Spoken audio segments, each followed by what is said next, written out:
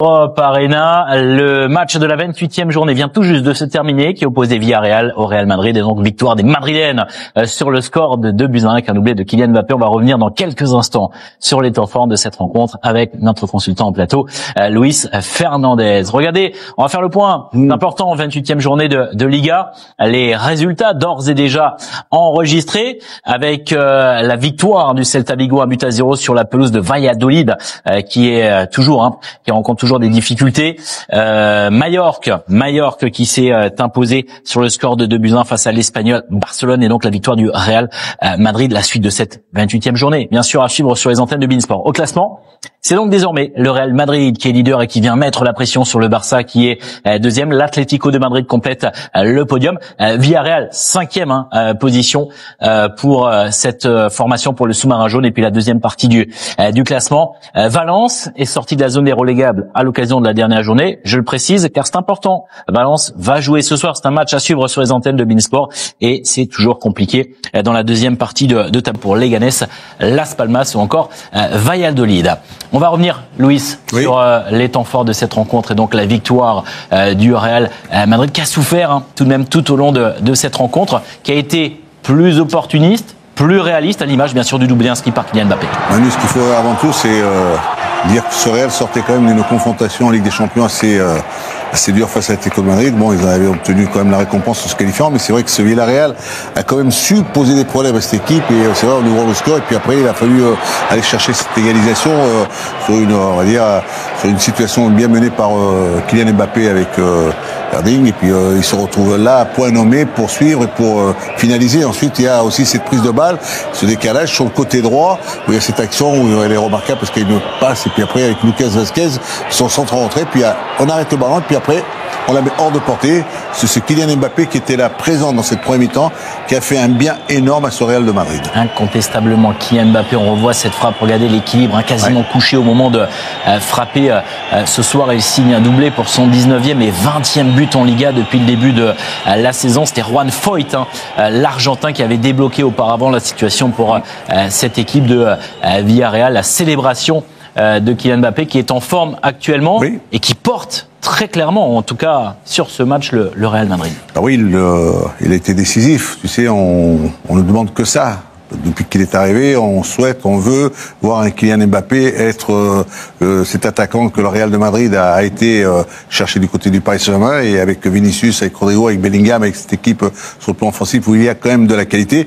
C'est vrai que Kylian, ce soir, en mettant ses deux buts, marque des points, et en plus il soulage aussi ce Real de Madrid en les mettant dans une position de leader ce soir, dans ce championnat espagnol où il y a du suspense. Il y aura du suspense jusqu'au final, mais Kylian, la qualité de Kylian a été encore montrée sur cette première mi-temps, parce que la deuxième a été certainement autre que la première, mais en première mi-temps il était décisif, il a été présent sur cette surface en réalisant deux beaux buts. D'un point de vue collectif, au-delà du cas de Kylian Mbappé, on a senti une équipe du Real empruntée. C'est vrai qu'il y a eu ce match de Ligue des Champions, Vinicius au début sur le banc parce qu'il est fatigué. On sent qu'il y a de la fatigue actuellement également du côté du Real. C'est le déroulement, les enchaînements, les matchs, les compétitions. Tu t'appelles le Real de Madrid, tu es attendu, on t'attend, tu dois être hyper motivé, hyper présent. Tu ne peux pas te relâcher. On te demande d'être toujours présent. C'est ce qui est le cas pour ce club qui est le Real de Madrid. Et c'est vrai que depuis le début de saison, et on sent ce Real ce soir face à une équipe de Villarreal qui a quand même montré le Real de belle qualité. Il faut aussi, Manu, c'est que cette équipe, quand on regarde le classement, elle est quand même 5e. C'est être 5e dans ce championnat, c'est quand même, ça veut dire que elle est quand même une équipe où il y a la qualité. Et elle nous l'a montré en possession, en jouant, en ressortant, en arrivant. Et je pense qu'on a vu des situations intéressantes en deuxième mi-temps où ils sont pas passés loin de l'égalisation. Villarreal qui a poussé avec des changements également. Tierno Barry à l'entame de la seconde période, le coach qui a tenté de trouver des solutions, mais dans l'état d'esprit ils ont su répondre au présent. On va revoir effectivement les temps forts, les occasions en faveur de Villarreal, mais honnêtement, Luis, ce n'est pas exagéré de dire que cette équipe de Villarreal aurait sans doute méritait mieux et au moins le point du nul ce soir. Ah oui, sur le nombre de situations dans une surface de réparation et c'est pas dans la préparation quand on voit ce jeu avec de passes en se faisant des passes et même dans le pressing, la récupération, la possession du Real qui essaie de repartir de derrière, mais qui est suffisamment assez bien pris par cette équipe de Villarreal et c'est quand même créé des situations pour égaliser. Écoutez les statistiques, c'est 23 tentatives, 23 tirs pour cette formation de Villarreal et plus du double s'agissant des tirs cadrés. C'est 10 tirs cadrés pour le sous-marin jaune et seulement 5 tirs cadrés sur l'ensemble de cette rencontre pour le Real Madrid. Bien résumé par rapport aux chiffres que tu dévoiles, c'est ça, c'est une équipe de Villarreal qui a su se trouver, se procurer, arriver dans une surface ou à l'extérieur en mettant des ballons sur les côtés, en mettant des centres et en étant suffisamment assez présent. Mais c'est une équipe de Villarreal qui méritait, moi je le dis ouvertement, qui méritait amplement d'égaliser. Parce que, au vu de sa performance en deuxième mi-temps, s'il n'y avait qu'une seule équipe sur le terrain, c'était celle de Villarreal. Et là, on revoit les arrêts également en première période qui tombaient également sur un très bon Thibaut Courtois ce soir. Et puis les attaquants de Villarreal qui parfois ont fait preuve un petit peu de maladresse. On voit d'ailleurs le Français Tierno Barry qui est rentré à l'entame de la seconde période. Oui, c'est ça, c'est cette maladresse. Ou peut-être, tu sais, quand tu joues contre le Real, tu essaies de te dire, bon, comment peut-on... Il faut marquer, sinon tu vas être puni. Voilà, comment peut-on les surprendre, comment peut-on faire et c'est vrai qu'ils ont tellement de qualité, c'est vrai que comme il a été Kylian en premier temps, c'est vrai qu'ils les ont eu les situations, on le voit, ça passe pas loin, c'est pas suffisamment assez bien cadré, mais elles sont là, elles sont réelles, on les voit que le Villarreal avait l'opportunité, la possibilité d'égaliser au cours de ce match. Et au final, la victoire est donc pour le Real Madrid qui prend les commandes de la Liga. La pression est désormais sur le Barça. Les Catalans qui se déplacent demain sur la pelouse de l'Atlético de Madrid. C'est un match à suivre sur nos antennes. Vous serez sur place, Louis, avec toutes nos équipes. Marcel Desailly sera là. Sonny Anderson, me semble-t-il, sera là également. Kevin Gamero, en tant qu'invité, sera également présent. Vous allez vous régaler. Un mot sur cette confrontation très, très attendue. C'est un choc du haut de tableau, évidemment, entre l'Atlético de Madrid et Barcelone. Tu sais, le championnat de cette saison, c'est un championnat autre que celui de la saison dernière, parce que la saison dernière, on avait un élément qui était un perturbateur, c'était le Girona. Tu sais, ce club qui était là, qui était dans les trois premiers, qui posait un petit problème à ces grands. Oui. Et cette année, les trois grands qu'on dit toujours en Espagne, c'est le Real, c'est l'Atlético et c'est aussi le Barça. Le Barça qui retrouve des couleurs, qui refait surface, qui avec l'arrivée de Flick, avec ses changements, avec son potentiel offensif, on sent que ce championnat va être jusqu'à la fin de la saison avec un suspense. On ne pourra pas aujourd'hui dire qui peut être éventuellement champion. Mais c'est vrai que quand on regarde le match de demain, c'est vrai qu'on l'attend avec impatience. Pourquoi ? Parce que l'Atlético à domicile ne peut pas se permettre de passer à côté. Il leur faudra surtout absolument, après avoir une élimination, voir un peu comment tu réagis suite à l'élimination, parce qu'il y a quand même de la tristesse du côté, il y a quand même de la déception du côté de l'Atlético de Madrid. Du côté du Barça, ils se sont encore bien qualifiés, ils ont encore bien gagné contre Benfica.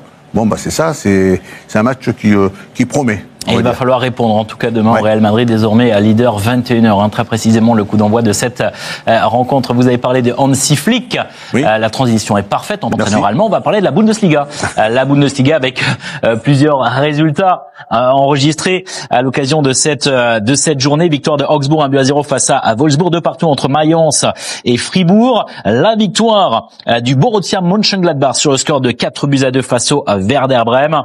Et donc la victoire également du Bayern. On va y revenir dans quelques instants. Mais auparavant, on découvre le classement important dominé par le Bayern Munich qui file tout droit vers le titre de champion d'Allemagne. 9 points d'avance désormais sur le Bayer Leverkusen. Mayence complète le podium. Leipzig est 5e. Bochum, Holstein Kiel et puis Heidenheim sont en bas de tableau. Voilà pour le classement provisoire. 26e journée. Pas encore tout à fait terminé, évidemment. Cet après-midi, sur les antennes de beIN Sport, vous avez pu suivre, regarder la victoire du Rasenballsport Leipzig qui s'est imposé sur le score de 2-0 face au Borussia Dortmund avec un premier but inscrit par Xavi Simons, qui n'est plus joueur du Paris Saint-Germain. Il a été recruté de manière définitive du côté de Leipzig. Il est là, il est en train de se libérer et on le voit encore. C'est vrai qu'il est passé par des moments un peu délicats depuis le début, mais là, je pense que ce but va lui faire un bien énorme parce que c'est un garçon qui a cette qualité dans une surface de réparation d'être suffisamment assez efficace et il le montre sur ce genre de situation sur cette frappe là. Et là la reprise elle est elle est remarquable, hein, elle est magnifique. Loïc Openda. Openda, il a un bon pied gauche, hein, parce que si tu regardes un peu, il n'est pas facile à reprendre, hein, parce que là, il faut, derrière tout le monde, savoir est-ce que le ballon va-t-il me venir? Ben oui, il va arriver, tu vas pouvoir la mettre comme il a eu l'occasion de la mettre avec cette belle qualité qu'il a. En première intention, la victoire sur le score de 2-0 de Leipzig aux dépens donc du Borussia Dortmund. Semaine compliquée pour Dortmund qui, on le rappelle, a été éliminé également en Ligue des Champions face au Bayern Munich. Et bien justement, le Bayern Munich s'est imposé, enfin non, devait s'imposer, puisque le Bayern Munich, je le rappelle, restait sur une défaite face à Bochum. Il fallait se relancer cet après-midi en affrontant l'Union Berlin. Regardez les temps forts de cette rencontre. Un format avec au commentaire Julien Chaput et au montage Adrien Izard, le Calvé. Oublier la défaite de Bochum, reprendre une marche en avant. Et évidemment, conforter cette place de leader de Bundesliga avec 61 points au compteur. Le Bayern compte 8 points d'avance sur le Bayer Leverkusen. Ouais, bien joué de la part de Kimmich Olise. Ça vient mourir à droite du but de Frédéric Renaud. Et la grimace pour Michael Olise. Mais c'était bien joué. Content de voir ce ballon passer loin du but. Et ça a été touché par un défenseur au premier poteau. Attention, la remise pour Gnabry. Et l'arrêt de Frédéric Renaud qui s'interpose. Et arrêt décisif pour le portier de l'Union Berlin. Mais corner à suivre par Frédéric Renaud. Le bon ballon là dans la profondeur. Ça, c'est une belle opportunité peut-être. Et l'arrêt d'Urbig sur